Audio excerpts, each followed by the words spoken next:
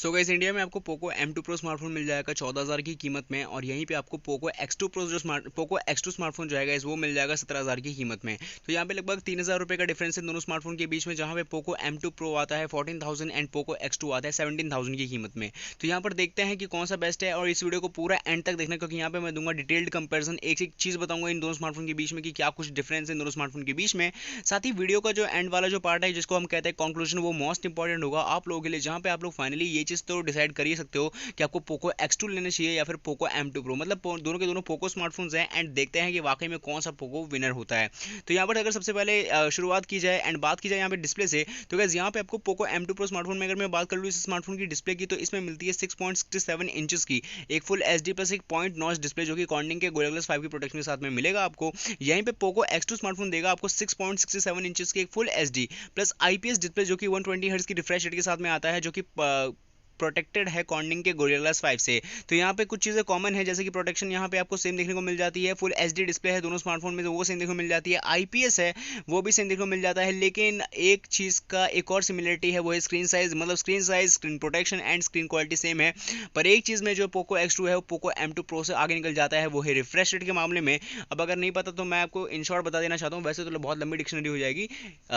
Refresh rate इसे कहते हैं, जैसे कि आप लोग कोई एनिमेटेड चीज़ें देख रहे हो, या फिर अगर जैसे आप लोग अपने ऐप ड्रॉअर जब भी करते हो, या फिर कोई भी चीज़ों को जब आप लोग स्वाइप अप या स्वाइप डाउन करते हो, सबसे बढ़िया तरीका है ये चीज़ जानने का कि जितना आपका जो है स्मूथली जो आपका स्वाइप अप होता है, स्वाइप डाउन होता है, या फिर सारी एनिमेशन वाली चीज़ों को जितना ज़्यादा स्मूथली देख के एंजॉय करते हो, वो जितना ज़्यादा स्मूथ होगा उतना अच्छा आपका रिफ्रेश रेट है। तो इस मामले में पोको X2 आपको बेटर परफॉर्मेंस देगा, जहाँ पे गेमिंग वगैरह में आपको बहुत हेल्प होने वाली है।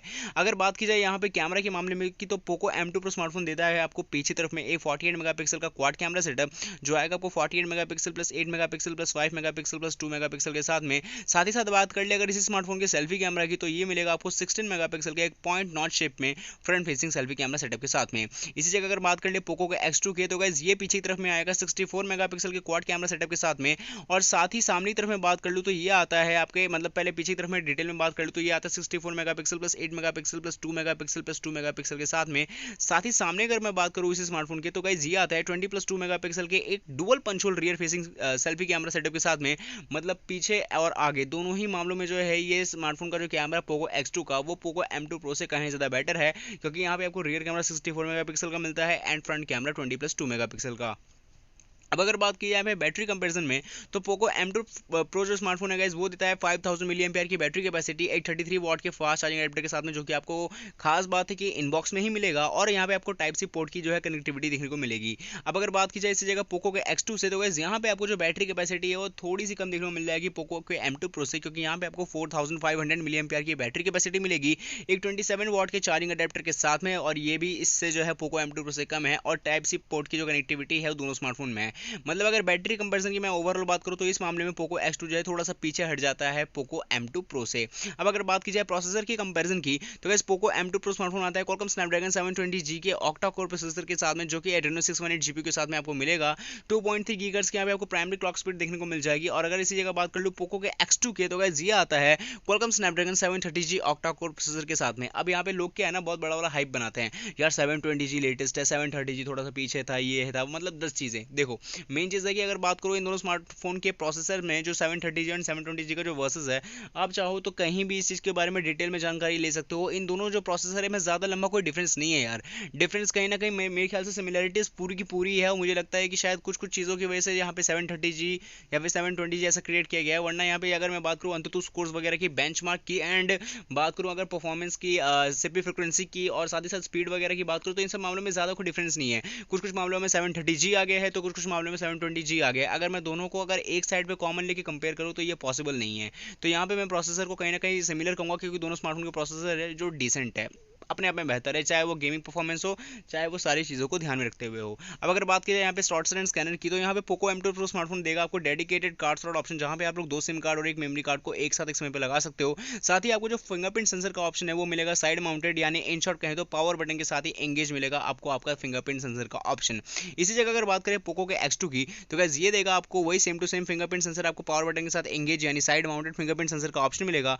और यहाँ पर जो सिम कार्ड स्लॉट है वो यहाँ पे आपको निराशाजनक बात है, क्योंकि यहाँ पे आपको मिल जाएगा हाइब्रिड कार्ड स्लॉट ऑप्शन, यानी कि यहाँ पे आप लोग या तो दो सिम कार्ड को एक साथ लगा लो या फिर एक सिम कार्ड एक मेमोरी कार्ड को एक साथ लगा लो, दोनों में से किसी एक को चूज करना पड़ेगा, कॉम्प्रोमाइजेशन एक चीज का है।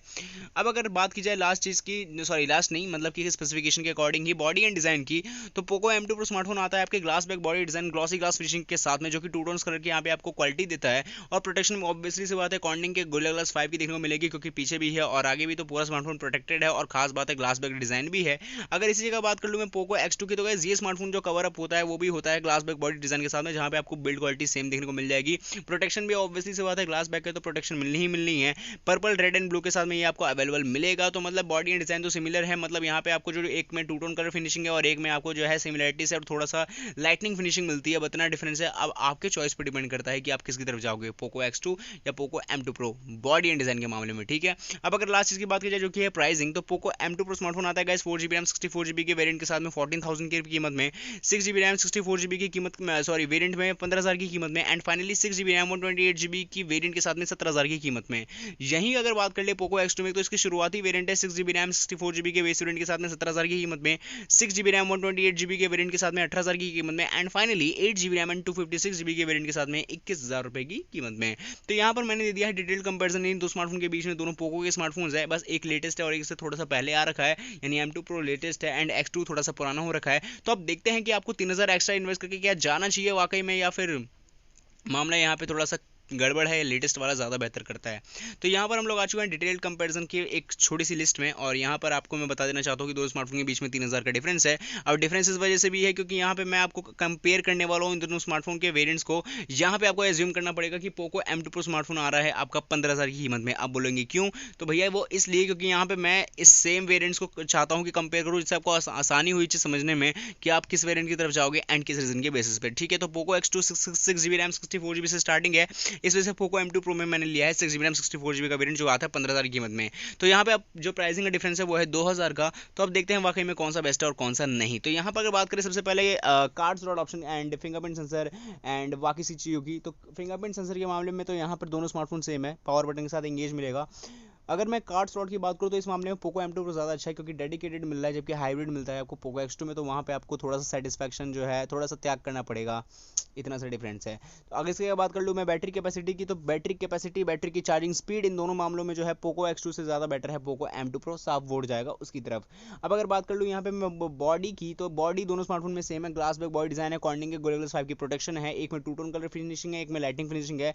चूज आपको करना है कि कौन सा लेना है, ठीक है। इसके अलावा अगर मैं बात करूँ कैमरा की, तो इस मामले में ओवरऑल पूरा वोट जाएगा पोको X2 को, क्योंकि यहाँ पे आपको 64 मेगापिक्सल का क्वाड कैमरा मिलता है एंड 20+2 मेगापिक्सल का सेल्फी कैमरा।